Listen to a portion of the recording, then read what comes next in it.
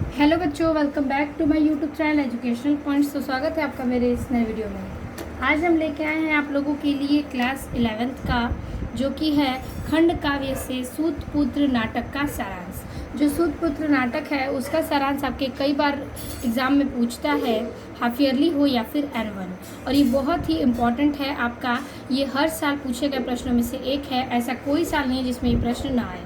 यानी ये सब आपकी कंपलसरी क्वेश्चंस हैं और इससे आपको नंबर भी एकदम अच्छे मिलेंगे। तो आज के इस वीडियो में हम सूत्रपुत्र जो नाटक है उसका सारांश देखेंगे। इसको लिखा किसने है और उसकी पूरी कहानी क्या है वो हम प्रथम से लेकर चतुर्थ स्तर तक इसमें बताएंगे।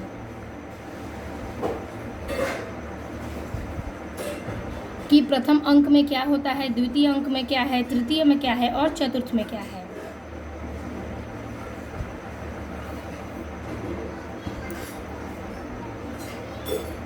बहुत ही इम्पोर्टेंट और बहुत ही ये क्या है, ज़रूरी आपके प्रश्न हैं। तो सूत्रपुत्र नाटक का सारांश। तो डॉक्टर गंगा सहाय प्रेमी द्वारा लिखित सूतपुत्र एक समस्या मूलक विचारोत्तेजक पौराणिक नाटक है। ठीक है, पौराणिक नाटक है जिसका कथानक महाभारत से लिया गया है। ठीक है, इसका कथानक सारांश इस प्रकार है। ठीक है, इसका जो कथानक सारांश है वो इस प्रकार से है। तो सूत्रपुत्र नाटक का जो सारांश है वो डॉक्टर गंगा सहाय प्रेमी द्वारा लिखित सूत्रपुत्र एक समस्या मूलक विचारोत्तेजक पौराणिक नाटक है और जिसका कथनांक महाभारत से लिया गया है और इसका कथनांक सारांश इस प्रकार है। तो इसका कथानक जो है वो किस प्रकार से सारांश लिखेंगे उसको हम देखेंगे। तो प्रथम अंक में पहले हम समझेंगे क्या सी चीज़ें हैं, कैसी हैं। तो देखिए, इसमें लिखेंगे कि आचार्य परशुराम सूतपुत्र कर्ण के जंघे पर सिर रखकर सोए हुए थे। यानी प्रथम अंक में जो चीज़ें होती हैं वो बता रहा है। जो आचार्य परशुराम थे, ठीक है, आचार्य परशुराम वो सूत्रपुत्र यानी कि कर्ण के जो सूत्रपुत्र हैं वो कौन है, कर्ण है। और कर्ण कौन है तो आप लोगों को पता है, जो कुंती हैं उनके पुत्र हैं, लेकिन यहाँ पर उनको नहीं पता कि उनकी माता कौन है। ठीक है, तो सूत्रपुत्र क्या है, कर्ण है। तो कर्ण, महाभारत के जो कर्ण हैं उनकी बात हो रही है।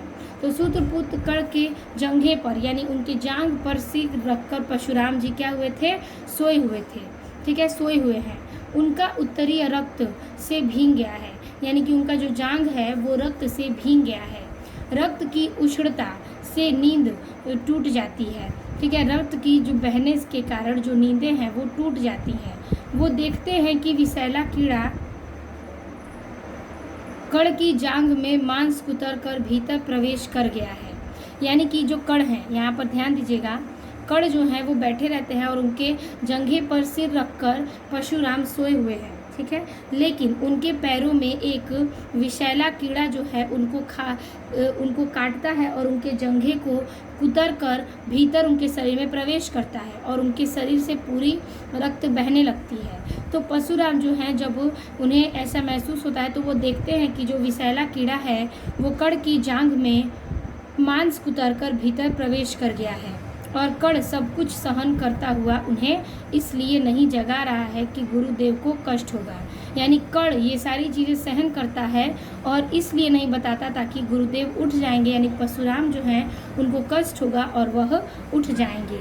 ठीक है, इसलिए वह जो कीड़ा है उनको काटता है तो ये चीज़ें वह उनसे नहीं बताते हैं। वे उठकर तुरंत आश्रम में जाते हैं, यानी वे उठकर, जो परशुराम हैं वो उठकर तुरंत आश्रम में जाते हैं और बाण लाकर, यानी बाण लेकर आते हैं आश्रम से, कीड़े को उसकी नोक से निकाल देते हैं।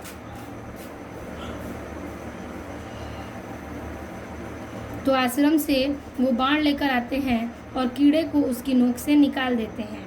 वन से नखरंजनी, ठीक है, नखरंजनी, जो वन से नखरंजनी घास लाकर उसके रस को घाव पर गिराकर, यानी नखरंजनी घास का रस लाकर और उनके जंघे पर गिराकर उनका उपचार करते हैं। परशुराम इस कर्ण का उपचार करते हैं वहाँ के रस को लाकर, यानी कि याद रखिएगा, जो नखरंजनी है उसके घास के रस को वह उनके जंघों पर लगाते हैं और उनका इलाज करते हैं, यानी उपचार करते हैं।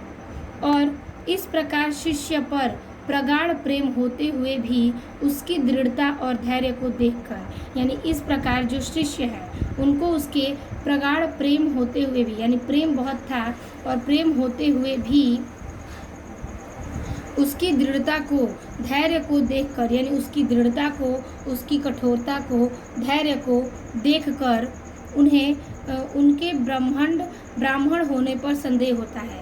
यानी कर्ण ब्राह्मण थे और ये सारी चीज़ें सहन करने के बाद उन्हें देखकर ये आश्चर्य होता है कि ये ब्राह्मण नहीं है, उनको संदेह होता है। और बातचीत द्वारा सारे रहस्य को खुलवा लेते हैं और बातचीत कर कर्ण से, यानी कि सूत्रपुत्र कर्ण से जो परशुराम हैं वो सारी बातें उनसे रहस्य खुलवा लेते हैं। उनका क्रोध जाग उठता है, ठीक है, उनका क्रोध जाग उठता है और परशुराम का क्रोध जाग उठता है और वो कर्ण को श्राप देते हैं कि यहाँ आश्रम में सीखी हुई विद्या उसके काम नहीं आएगी। ठीक है, अब देखिए यहाँ पर क्या बात हुई है प्रथम अंक में कि जो परशुराम हैं वो सूत्रपुत्र कर्ण के क्या हैं, शिष्य हैं, और वह उनके जंघे पर सिर रखकर आराम करते हैं। ठीक है, आराम करते हैं। उसके बाद जब एक कीड़ा जो है वो सूत्रपुत्र के पैर पर काटता है तो क्या होता है कि उनको काट कर उनके शरीर के अंदर, वो कुतर कर उनके शरीर को अंदर प्रवेश करता है।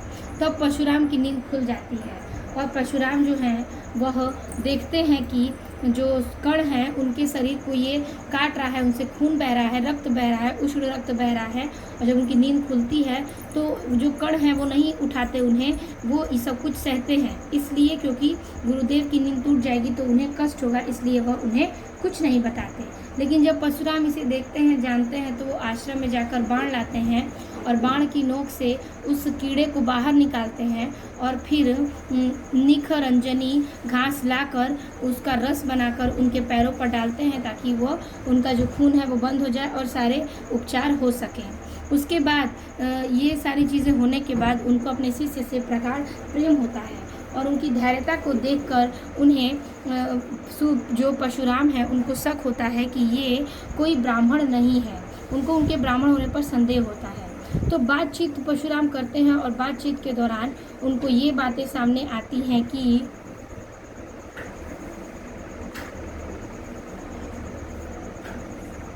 उनको क्रोध आता है और वो जान जाते हैं कि ये ब्राह्मण नहीं है। तो वो क्या करते हैं, कर्ण को श्राप देते हैं और कहते हैं श्राप में कि मेरा ये श्राप है कि आश्रम में सीखी हुई विद्या तुम्हारे काम नहीं आएगी। ठीक है, तो ये हो गया आपका प्रथम अंक। ठीक है, तो अब हम देखेंगे क्या अपना द्वितीय अंक।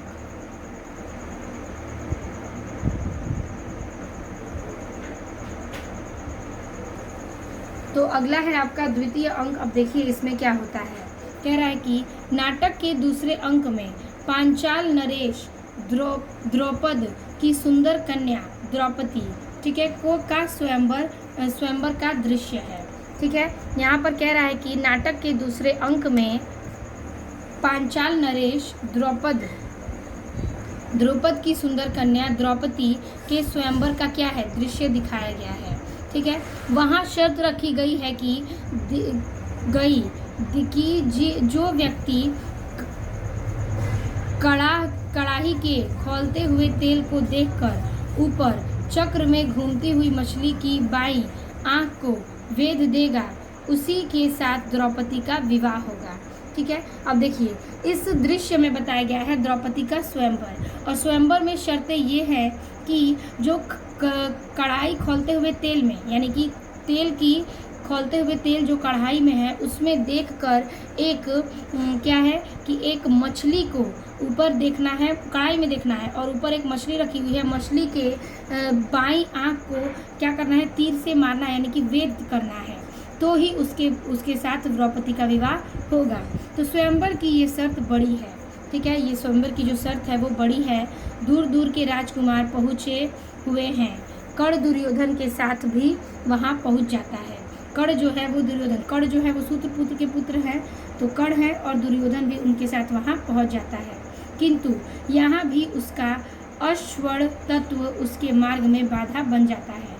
जो अश्वर्ण तत्व है वो उनके रास्ते में बाधा बन जाता है। कर्ण अपना पूरा परिचय नहीं दे पाता, जो कर्ण है वो अपना पूरा परिचय उन्हें नहीं दे पाता। अतः वह लक्ष्य वेद से रोक दिया जाता है। यानी कि उन्हें इस भाग में पार्टिसिपेट यानी कि भाग में नहीं लिया जाता, क्योंकि उनका कोई परिचय नहीं है, वो किसी भी घर से नहीं है, यानी कि उनका कोई पहचान नहीं है, सिर्फ कण के नाम पर उन्हें नहीं लिया जाएगा, इसलिए उन्हें लक्ष्य से वेद करने से रोक दिया जाता है।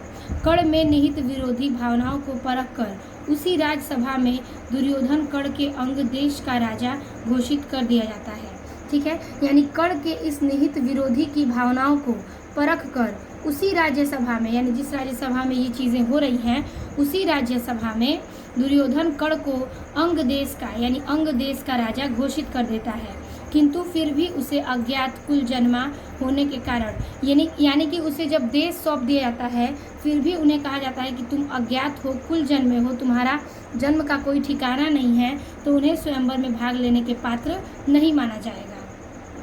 तो तुम्हें स्वयंवर में भाग नहीं लेने दिया जाएगा क्योंकि तुम कुल जन्मा हो। लेकिन जो दुर्योधन है वो अपना अंग देश का राजा भी घोषित करते हैं, पर अज्ञात कुल जन्मा होने के कारण कर्ण को स्वयंवर में भाग नहीं लेने दिया जाता है। अंत में अज्ञातवास, ठीक है, अंत में यानी आखिरी में अज्ञातवास बिता रहे अर्जुन भीम के साथ ब्राह्मण वेश में स्वयंवर सभा में आते हैं। ठीक है, अंत में अज्ञातवास जो है अज्ञातवास बिताते हैं और अर्जुन भीम के साथ ब्राह्मण वेश में स्वयंवर सभा में प्रवेश करते हैं और लक्ष्य वेश पर द्रौपदी को वरण करते हैं। ठीक है, लक्ष्य वेश कर क्या करते हैं, द्रौपदी को पाते हैं। दुर्योधन विरोध द्वारा द्रौपदी को छीनना चाहता है। ठीक है, दुर्योधन जो है, ये जो अर्जुन है वो चीज़ें जीत जाते हैं, लेकिन जो दुर्योधन है वो विरोध करके क्या करते हैं, द्रौपदी का वरण करते हैं। दुर्योधन क्या करते हैं कि विरोध करके द्रौपदी को छीनना चाहते हैं, किंतु कर्ण इसे अनुचित मानता है। यानी दुर्योधन क्या करता है कि छल कपट से द्रौपदी को पाना चाहता है, लेकिन जो उसके साथ कर्ण है वो इसको अनुचित चीज़ मानता है। द्रौपदी के इस स्वयंवर की घटना से कर्ण दुर्योधन का पक्षधर और पांडवों का कट्टर विरोधी बन जाता है। ठीक है, तो द्रौपदी के इस स्वयंवर की घटना के बाद जो कर्ण है वो दुर्योधन का पक्षधर और पांडवों का कट्टर विरोधी बन जाता है। यानी पांडवों से दुर्योधन की भी दुश्मनी है और कर्ण की भी। ठीक है, अब यहाँ पर द्वितीय अंक में यही होता है कि पूरी स्वयंवर की कथा चलती है और इस स्वयंवर का यही शर्त है कि जो खौलते हुए कड़ाही में देखकर मछली के बाएं आँख को वेद कर देगा, उसको ही द्रौपदी से विवाह किया जाएगा। तो स्वयंवर की शर्त तो बड़ी है, कई दूर दूर से राजकुमार आते हैं, फिर कर्ण भी आते हैं, दुर्योधन के साथ कर्ण आते हैं, और जो कर्ण हैं वो उसमें भाग नहीं ले पाते, इसलिए क्योंकि वो क्या है, कुल जन्मे हैं, उनका कोई जन्म कुल नहीं है। लेकिन जो दुर्योधन है वो अंग देश का उन्हें राजा घोषित करते हैं, फिर भी उनको भाग नहीं लेने दिया जाता, इस स्वयंवर में शामिल नहीं किया जाता। तो दुर्योधन इस चीज़ को लड़ते हैं, कर्ण इसमें भाग नहीं ले पाते। फिर जो अर्जुन है वो अर्जुन भीम के साथ अज्ञातवास से लौटते हैं और ब्राह्मण वेश में आते हैं और स्वयंवर के लक्ष्य भेद को द्रौपदी को जीत जाते हैं। यानी कि वह ये चीज़ कर लेते हैं और द्रौपदी को जीत जाते हैं। ठीक है, किंतु जो कर्ण हैं, जो दुर्योधन है, वो छल कपट से द्रौपदी को पाना चाहते हैं और कर्ण जो है इस चीज़ को अनुचित मानता है।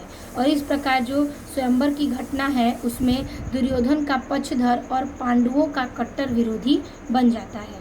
ठीक है, तो जो कर्ण है वो दुर्योधन का पक्षधर यानी उसका साथी बन जाता है और पांडवों का कट्टर विरोधी बन जाता है। तो ये था आपका द्वितीय अंक और प्रथम अंक। अब हम चलेंगे तृतीय अंक में।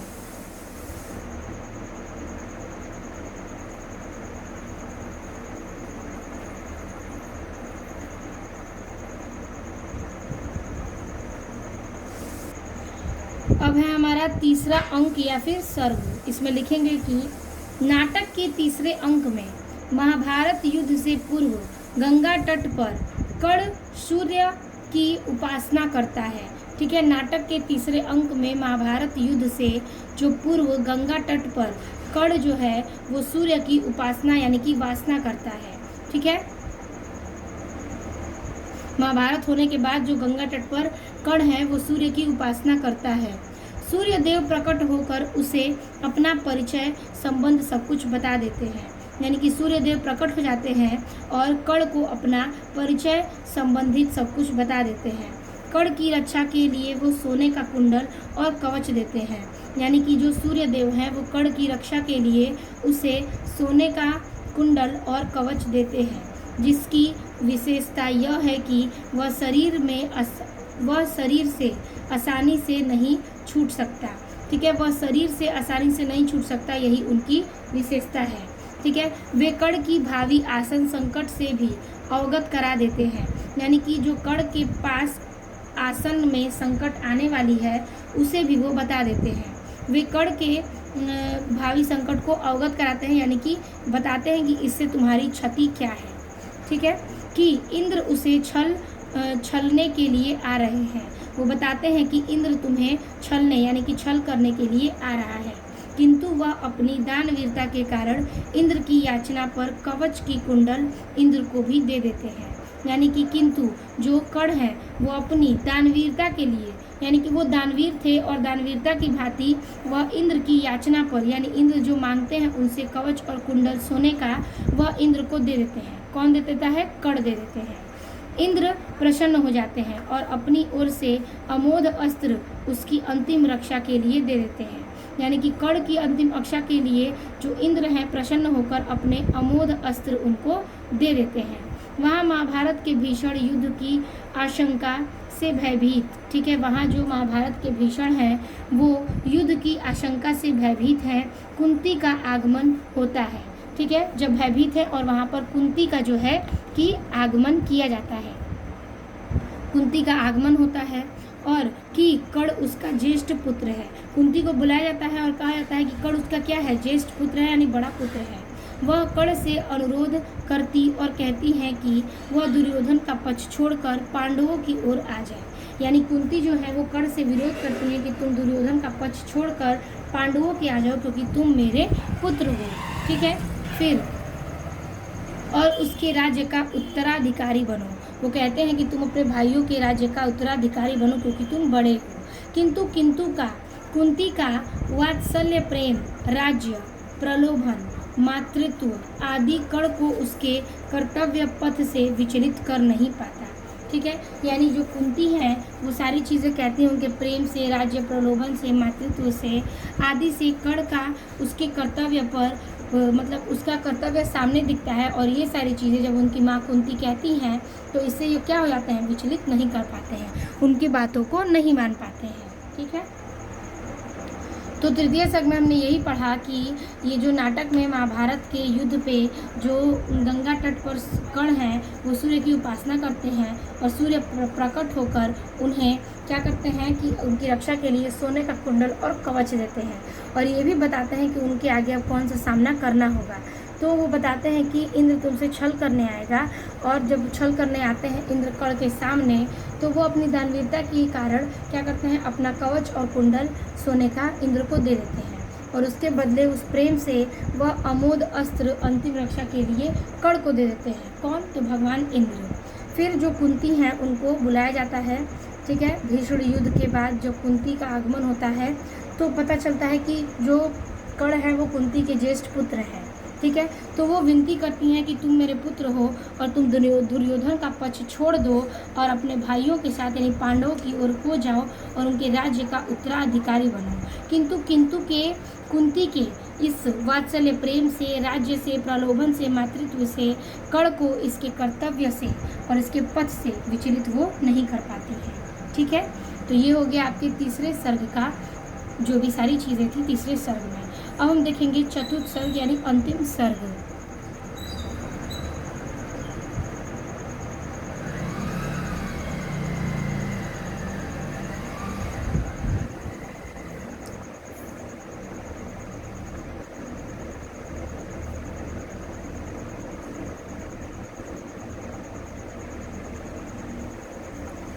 तो चतुर्थ सर्ग देखिए इसमें क्या कह रहा है? कह रहा है कि चतुर्थ अंक में सूत्रपुत्र नाटक का चतुर्थ अंक सर्वाधिक महत्वपूर्ण है। ठीक है, सर्वाधिक महत्वपूर्ण है। इसमें नायक कर्ण की दानवीरता, बाहुबल एवं उसकी दृढ़ प्रतिज्ञता, ठीक है, जैसे गुणों का उद्घाटन हुआ है। ठीक है, सूत्रपुत्र नाटक के जो चतुर्थ सर्ग हैं उसमें सर्वाधिक महत्वपूर्ण इसमें नाटक के कर्ण की दानवीरता को, बाहुबल को, उसकी दृढ़ प्रतिज्ञा को, जैसे गुणों को क्या किया है, उद्घाटन किया गया है। इस अंक की कथा कुरुक्षेत्र की युद्ध भूमि से प्रारंभ होती है। ठीक है, इस अंक की जो कथा है वो कुरुक्षेत्र की युद्ध भूमि से आरंभ होती है। ठीक है, यह एक और अर्जुन का रथ है जिसके सारथी श्री कृष्ण उन्हें उत्साहित करते हैं। ठीक है, ये क्या है, ये अंक कथा जो है कुरुक्षेत्र की युद्ध भूमि का आरंभ है और ये अर्जुन का रथ है जिसके सारथी श्री कृष्ण उसे उत्साहित करते हैं। अर्जुन के सारथी कौन है, श्री कृष्ण, और वो उसे उत्साहित करते हैं। तो दूसरी ओर कर्ण का रथ है। ठीक है, दूसरी ओर क्या है, कर्ण का रथ है, सामने अर्जुन का और दूसरी ओर कर्ण का रथ है जिसके सारथी शल्य उसके हतोत्साहित करते हैं। ठीक है, जो उसके साथी जो हैं कर्ण के वह क्या है, शल्य है और उसे वो हतोत्साहित करते हैं। दोनों का आमना सामना होता है, यानी अर्जुन और कर्ण के रथ का आमना सामना होता है और युद्ध आरंभ हो जाता है। ठीक है, यहाँ पर दोनों का आमना सामना होता है, अर्जुन का जिसके साथ श्री कृष्ण है और कर्ण का जिसके साथ उसका सारथी शल्य है। उन दोनों का आमना सामना होता है और युद्ध आरंभ हो जाता है। अर्जुन अपनी बाण वर्षा से कर्ण के साथ को कोई कदम पीछे हटा देते हैं। ठीक है, उसके साथ जो कर्ण के साथ है वो कोई कदम पीछे हटा देते हैं, कई कदम पीछे हटा देते हैं, जबकि कर्ण अपनी बाण वर्षा से अर्जुन को रथ को कुछ ही कदम पीछे हटा पाता है। ठीक है, तो अर्जुन अपनी बाण वर्षा से कर्ण के रथ को कई कदम पीछे हटा देता है, जबकि जो कर्ण है वो अपनी बाण वर्षा से अर्जुन के रथ को कुछ ही कदम पीछे हटा पाता है। ठीक है, फिर श्री कृष्ण कर्ण के वीरता की प्रशंसा करते हैं। श्री कृष्ण जो है वो क्या करते हैं, कर्ण की वीरता की प्रशंसा करते हैं। अर्जुन के आपत्ति करने पर बताते हैं कि तुम्हारे रथ की ध्वज पर स्वयं महावीर हनुमान बैठे हैं। ठीक है, कह रहा है कि अर्जुन जो है, अर्जुन को कहते हैं श्री कृष्ण कि तुम्हारे रथ की ध्वज पर स्वयं महावीर हनुमान बैठे हैं, पहियों में शेष नाग लिपटे और तीनों लोगों का भार लेकर स्वयं रथ पर मैं उपस्थित हूँ। ठीक है, रथ पर उपस्थित हूँ, यानी कि वो कह रहे हैं कि तुम्हारे इस रथ की ध्वज में स्वयं हनुमान जी बैठे हैं, पहियों में शेष नाग लिपटे हैं और तीनों लोगों का भार लेकर स्वयं रथ पर उपस्थित हूँ। ठीक है, मैं भी हूँ।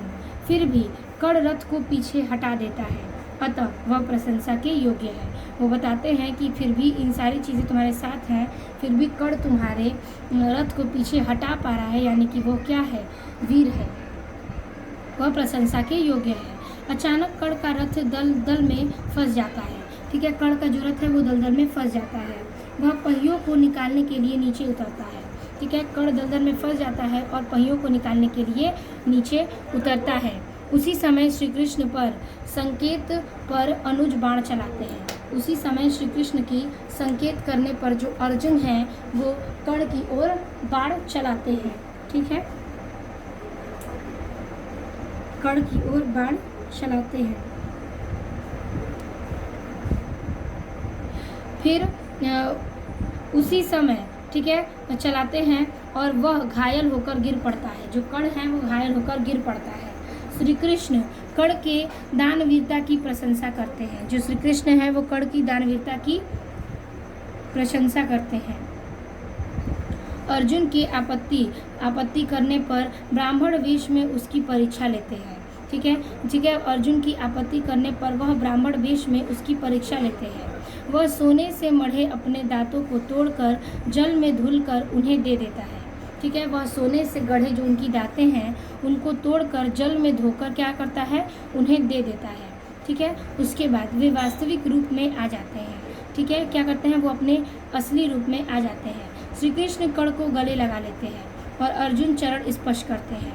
ठीक है, जो कर्ण है वो अपने रूप में आ जाते हैं तो श्री कृष्ण कर्ण को गले लगा लेते हैं और अर्जुन चरण स्पर्श करता है। यहीं पर चतुर्थ अंक एवं सूत्रपुत्र नाटक की संपूर्ण कथा समाप्त हो जाती है। ठीक है। यानी चतुर्थ सर्ग में हमने समझा कि सूत्रपुत्र नाटक का जो सर्वाधिक महत्वपूर्ण नायक कर्ण है वो दानवीर है, बाहुबली है, ठीक है, बाहुबल है, दृढ़ प्रतिज्ञा है, जैसे गुण क्या है उनमें विद्यमान है।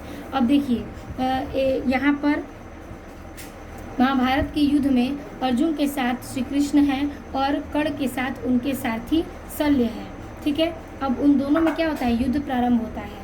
युद्ध प्रारंभ होने पर बाण की वर्षा शुरू होती है। अर्जुन जब बाण मारते हैं तो कर्ण के जो रथ हैं वो कई कदम पीछे जाते हैं, लेकिन जब कर्ण अपना बाण प्रतिज्ञा स्टार्ट करता है तो कई कदम पीछे जाता है।